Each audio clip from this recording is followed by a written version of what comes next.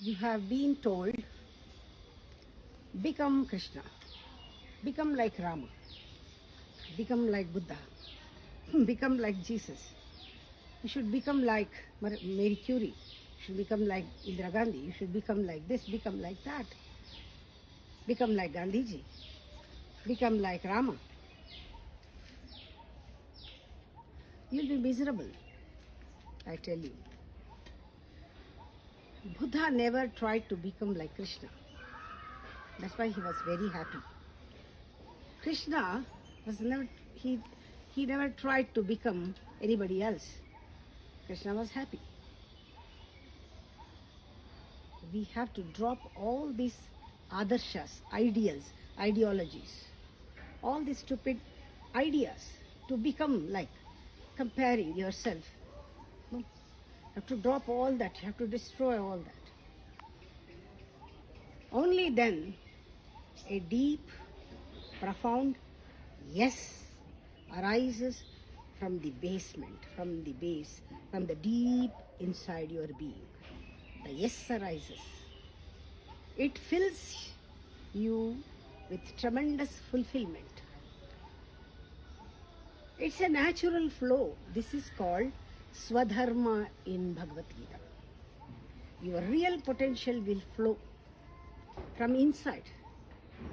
It overflows. It fulfills you. But now you are full of no's, not yes, only no's. 1001 no's about everything. No, no, no, no. No is not natural. It's taught. It is from conditioning. It is from your ego. There are 1001 no's. That is what is making your life hell. You should become alert. You have to become alert. You have to get rid of all that you have. It has been poured on you. It has been poured on you from your parents, from your society, from your school, college, universities.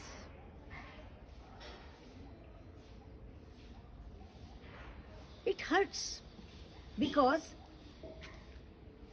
something is taken away, because you have believed in it for so long time. You have believed in that. This is my adarsha, this is my ideal, this is my ideology, this is my concept, this is my belief. Like that you have totally in that. You are part, it has become your part of your blood and bone. It has to be taken out. Although it is a kind of pus, it hurts. To take away that pus out, it hurts. But Guru is the only person. A real friend is Guru. He can take the pus out of you. Many of you are here for the wrong reason. If you are here with Guru for the wrong reason, you will be in trouble. Because sooner or later, I am going to disturb your dreams, disturb your ideas, ideologies, disturb your adarshas. I am going to put a dynamite in you, because my whole job consists of to make you an unconditioned, totally unconditioned. You are as completely unconditioned. Only then you will be able to say yes to yourself. If you are totally unconditioned, you will be able to say yes to yourself. No is only a taught thing. It is not natural. Yes is natural, is part of truth. Before that ecstasy can happen, before that you have to pass through many agonies. That is the price you have to pay.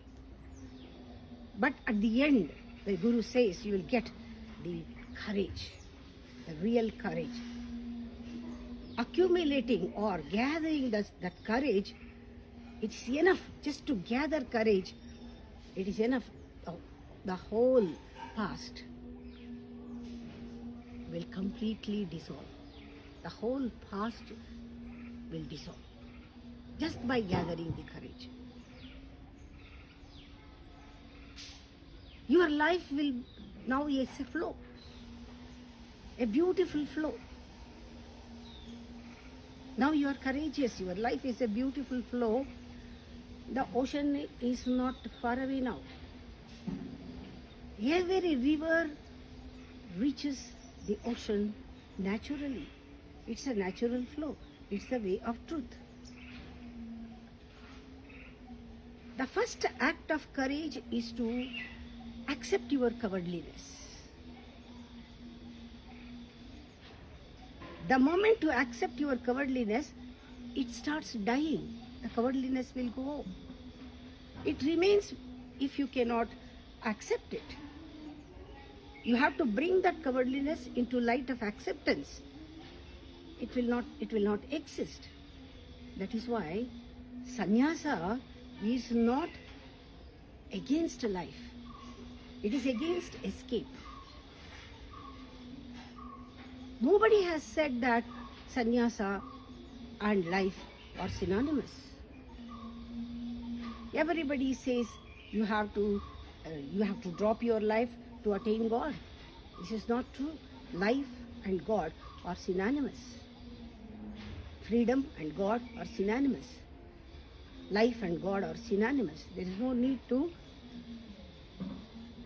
drop life. Life is God. There is no other God than life. There is no other God. See, look at the tree.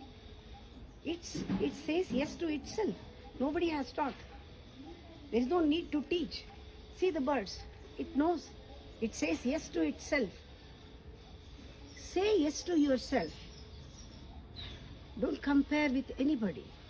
Life is meditation. Life is God. There is no God other than life.